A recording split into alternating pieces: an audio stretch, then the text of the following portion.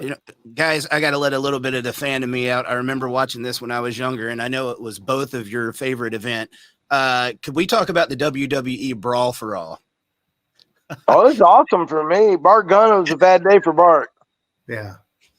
Well, so Dan, what was that? They didn't even tell you about it until last minute. Or they said that you couldn't. No, even... I mean, my whole part was it when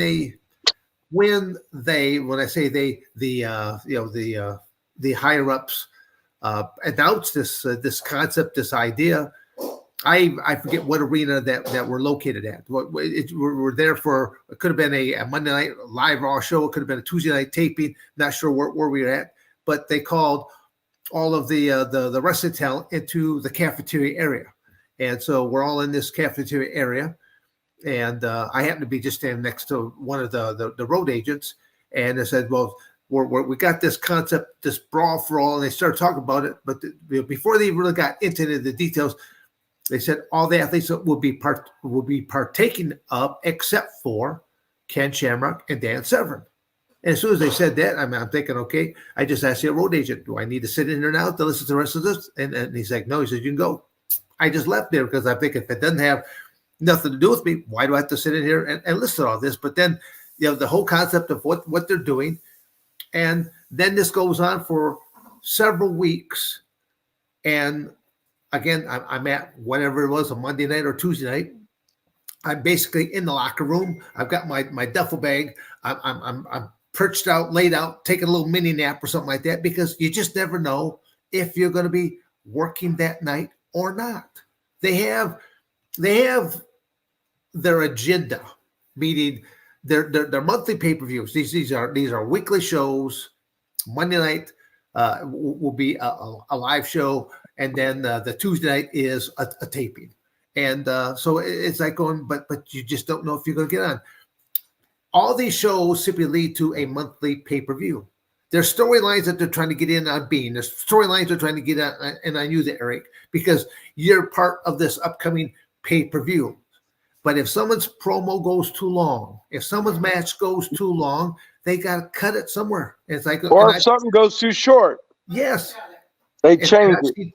I see the chalkboard out there before, to where all of a sudden the eraser comes up, and you're about to go out there. It's like, oh, your match has been scratched now. It's like going, did that really bother me? Not at all, because I'm being paid the same no matter what. So it's like, well, okay, I got a night off, although I've been hanging around forever just to do whatever. But it is what it is. I just, that's the nature of that company. But this goes on for like I said, the Tough Man deal goes on, Brawl for All goes on for a few weeks, and then all of a sudden, one of the road agents says, Dan, he says, how would you like to be in the Tough Man tonight?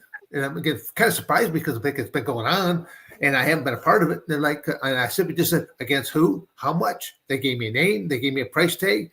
I said, I'll take it. I said, but I don't want to wear any gloves. Like, well, you can't go out there bare knuckle. I go, I'm gonna go. I won't throw a single punch. I'll parry.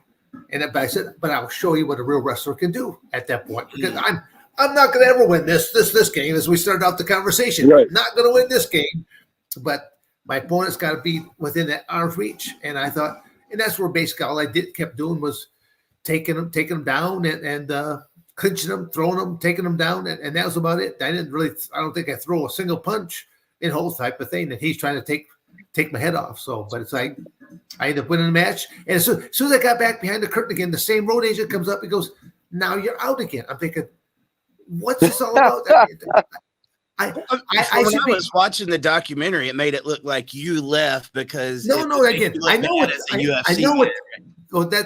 what they tried to make a look at. And to me, it's like going, what it boils down to is you have the higher ups in this company. They're sitting back having a few barley pops. They got some cigars going, and now they start boastfully talking. Oh, I'll bet this so-and-so can kick this guy's ass or can kick that guy's ass. And they're playing a game of chess with us, the pawns, the wrestlers.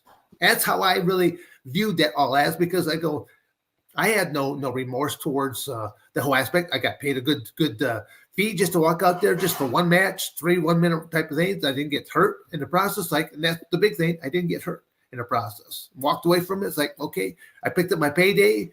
on top of my payday. Bean, when did you find out that you was going to be a part of this? Well, originally the WrestleMania before I was supposed to be in, but Tyson got out of jail, so it bumped me out. And it was after Bart beat Dr. Death. They didn't expect him to win. Right. They even went to, my understanding, this is a story I was told, Vince went to Bart and told him he wanted him to lose the fight. And up to that point, it was real fights all the time. And Bart's idea was he was tired of wrestling. And his idea was to win it and become a professional fighter. So when they offered him me, he had almost a year at a professional trainer.